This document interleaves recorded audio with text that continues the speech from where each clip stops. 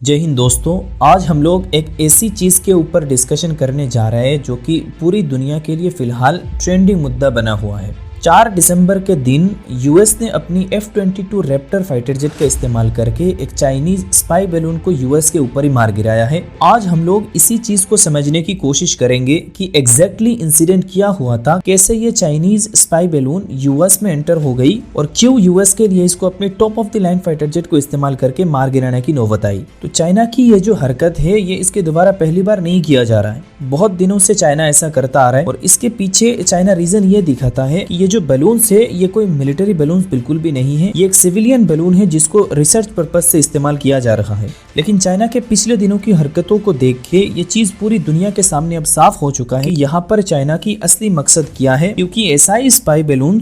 China के जो और भी राइवल कंट्रीज जैसे कि यूएस, जापान और ताइवान के ऊपर भी देखा जा चुका है। और जब भी ऐसा कोई कंट्री ऐसी चाइनीज बैलून्स को अपनी एयर स्पेस में लोकेट करती है और चाइना के साथ बातचीत करने की कोशिश करता है तो चाइना की तरफ से हर बार उस कंट्री को ये बोला जाता है कि ये जो बैलून है ये कोई मिलिट्री बैलून नहीं है, ये एक सिविलियन बैलून है जो कि रिसर्च पर्पज से चाइना से ऑपरेट किया जा रहा है और कुछ गड़बड़ी की वजह से ये आपकी एयर स्पेस में एंटर हो गई। और ऐसा हादसा इससे पहले इंडिया, जापान और ताइवान के साथ भी हो चुका है। लेकिन मजे की बात तो देखिए, चाइना की ये जो बैलून है ये रास्ता भटक के भी ऐसा कोई कंट्री के ऊपर चला जाता है जो कि चाइना के राइवल कंट्री है और ऐसा लोकेशन के ऊपर से गुजरता है जो कि उस कंट्री के लिए स्ट्रेटेजिकली बहुत ही ज़्यादा इंपॉर्टेंट है। अगर हम इंडिया के ही एग्जांपल ले लें तो ये जो चाइनीज बैलून है उसको हमारे अंडमान निकोबार आइलैंड के ऊपर स्पॉट किया गया था, जहां पर हमारे आर्मी के बहुत ही ज़्यादा इंपॉर्टेंट और महत्वपूर्ण बेसेस है। तो इस चीज़ को देखते हुए पूरी दुनिया के सामने ये साफ हो गया था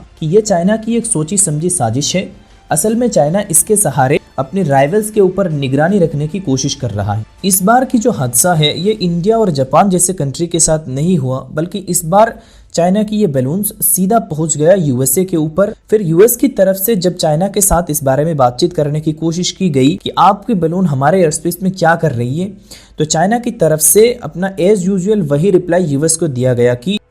आपने सबसे पहले घबराना नहीं, क्योंकि ये एक रिसर्च बैलून है और ये आपको किसी भी तरह के नुकसान बिल्कुल भी नहीं पहुंचाएगा। लेकिन गड़बड़ यहाँ पर तब हो गई जब यूएस के लोगों ने जो बाइडेन के ऊपर प्रेशर बनाना शुरू किया कि हम अपने आप को मिलिट्री सुपर पावर कहलाते हैं और हमारे ही कंट्री के ऊपर किसी दूसरे देश की जासूसी बैलून चक्कर लगा रहे,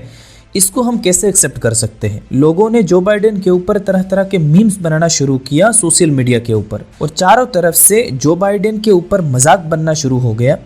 इसके अलावा 2024 में यूएस में इलेक्शन भी आ रही है, तो जो बाइडेन प्रेशर में आ गए और इसको मार गिराने की ऑर्डर दे दी। अब आते हैं कि क्यों इस बैलून को मार गिराने के लिए यूएस ने अपनी सबसे advance F-22 Raptor fighter jet का इस्तेमाल किया। देखिए, ये जो बैलून है ये 60,000 फीट के ऊंचाई में फ्लाई कर रहा था। इस ऊंचाई में जाके किसी भी ऑब्जेक्ट को मार गिराना हर एक फाइटर जेट की बस की बात नहीं है। हालांकि यूएस एयरफोर्स की जो F-15 फाइटर जेट है ये आसानी से इस ऊंचाई तक जा सकती है, लेकिन शायद यूएस यहाँ पर चाइना को एक मैसेज देना चाहता था कि अगर आप अपनी हरकतों से बाज नहीं आए तो हम अपनी फुल पोटेंशियल को आपके खिलाफ इस्तेमाल करने के लिए तैयार हैं। और मेरे को जहाँ तक लगता है इस इंसिडेंट के बाद अगर चाइना, जापान या फिर इंडिया जैसे कंट्रीज़ के साथ ऐसा कोई हरकत करने की कोशिश करता है तो ये कंट्रीज़ भी चाइना के खिलाफ इसी रवैये को अपनाने की कोशिश करेंगे। बाकी आप लोगों को हमारी ये डिस्कशन कैसा लगा आप हमें नीचे कमेंट बॉक्स में बता सकते हैं। वीडियो पसंद आया तो वीडियो को लाइक और चैनल को सब्सक्राइब करना मत भूलना, क्योंकि इसी चैनल पर आप लोगों को दुनिया भर के डिफेंस और फॉरेन पॉलिसी रिलेटेड अपडेट्स मिलती रहेगी। मिलेंगे नेक्स्ट वीडियो में किसी न्यू अपडेट के साथ, तब तक के लिए जय हिंद।